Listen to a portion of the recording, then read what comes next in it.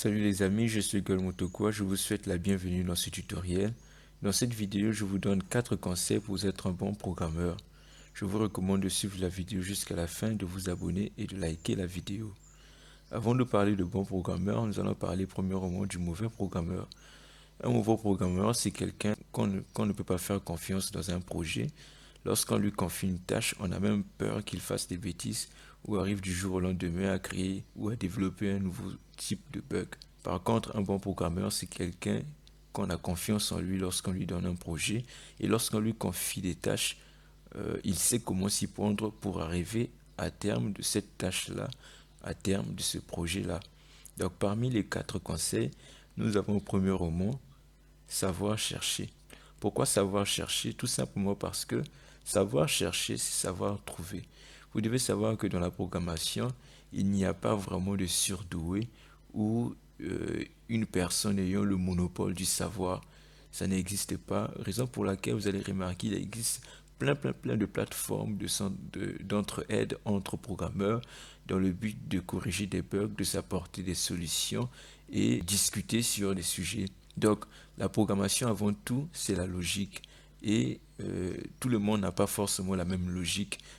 Le but, c'est d'apporter des solutions à un problème et quelqu'un peut proposer sa logique par rapport à cette solution auquel vous voulez apporter. Et parmi les plateformes comme ça de correction de bugs, nous avons Stack Overflow qui est quand même connu, où des gens proposent leurs problèmes tels qu'on peut voir ici. Et ils ont à la fin des solutions qui leur sont proposées.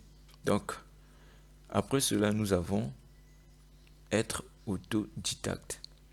C'est quoi être autodidacte? C'est être indépendant de quelqu'un dans l'apprentissage de quelque chose. Par exemple, vous voulez apprendre la programmation, vous dépendez de votre professeur qui vous apprend la programmation. Ou soit vous voulez apprendre, par exemple, à gérer les bases de données, vous dépendez d'un professeur quelconque. Or, le fait d'apprendre en autodidacte, c'est être indépendant d'un prof, être indépendant d'un collègue de classe, être capable de s'auto-former soi-même, en quelque sorte, être capable d'apprendre seul. Cela développe en vous une certaine maturité. Ça vous permet d'être indépendant, ça vous fait grandir parce que vous n'avez pas forcément à dépendre de quelqu'un pour comprendre, pour maîtriser. Si vous avez compris votre manière de fonctionner, s'auto-former soi-même, c'est un avantage énorme parce que ça vous permet d'être autonome. Vous pouvez par exemple apprendre un nouveau langage, vous pouvez par exemple ajouter un nouveau langage dans votre CV sans forcément que cela soit dans votre, si vous êtes étudiant, cela soit dans votre programme de cours par exemple. Et parmi les plateformes d'apprentissage en autodidacte, on peut voir Parlons Code. Parlons Code qui est une plateforme payante, mais il en vaut vraiment la peine de payer parce que les notions sont bien expliquées et vous comprenez facilement et rapidement. Et non seulement ça, vous avez aussi des challenges, comme on peut remarquer ici, 46 challenges et des solutions qui sont apportées. Et non seulement ça, il y a aussi Open Classroom qui est aussi une plateforme payante. Les formations sont payantes, mais les cours sont accessibles de tous, ils sont gratuits. Et il n'y a pas que ça, il y a aussi Udemy, auquel vous avez des formations payantes tout comme gratuites.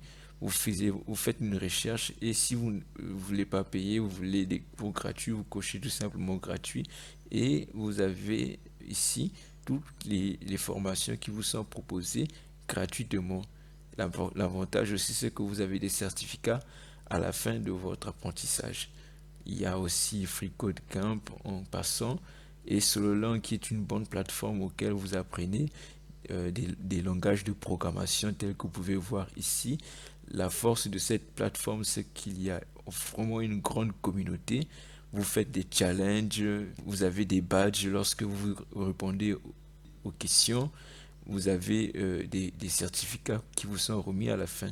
Donc toutes ces plateformes que je vous ai données, c'est dans le but de vous aider à apprendre en autodidacte, à s'auto-former soi-même si vous avez cette motivation-là. Nous avons aussi parmi les conseils, aimer les défis. Aimer les défis, c'est important tout simplement pourquoi? Parce que ça vous apprend à grandir, ça vous pousse à se surpasser, à se découvrir soi-même. Ça permet de réveiller le génie qui sommeille en soi. Aimer les défis, c'est important parce que vous aurez certains avantages, vous aurez certaines maîtrises. Par exemple, si vous avez l'habitude, par exemple, de coder, je sais pas, un newsletter en une semaine, vous allez se donner le défi, par exemple, soi-même, je dis, je veux le faire en 3 jours ou bien 2 jours. Et vous allez remarquer que lorsque vous avez souvent un esprit de défi, vous allez remarquer que vous aurez même, par exemple, je vais donner un exemple, une personne qui s'est donné le défi de coder un site e-commerce en un mois. Et il se dit, bon voilà, je vais reprendre ce même site e-commerce en une semaine. Et vous verrez que au fur et à mesure qu'il se donne les défis, il aura la possibilité de développer un site e-commerce en 3 jours, par exemple. C'est étonnant. C'est étonnant comme ça, mais voilà, mais c'est ça en fait l'avantage d'aimer les défis. Ça vous pousse à se surpasser, à se découvrir soi-même, à réveiller en soi un génie en quelque sorte. Et un dernier conseil que je peux vous donner, c'est ne jamais abandonner. Pourquoi? Parce que si vous avez un esprit d'abandon, croyez-moi, c'est difficile pour vous d'arriver au sommet. C'est ce qui fait en sorte que vous pouvez remarquer qu'il y a des personnes qui ont duré dans la programmation mais qui n'ont aucune expérience, aucun projet. Parce que lorsque vous commencez un projet, vous rencontrez un bug, vous abandonnez. Lorsque vous apprenez un nouveau langage, vous rencontrez une notion difficile, vous abandonnez. Et le fait d'abandonner ne va pas vous faire évoluer. C'est comme un blocage en quelque sorte. Vous ne devez pas avoir cet esprit d'abandon. Or, si vous n'abandonnez jamais, si vous n'avez, si vous êtes persistant, si vous n'abandonnez jamais, cela fait de vous un véritable guerrier dans la programmation.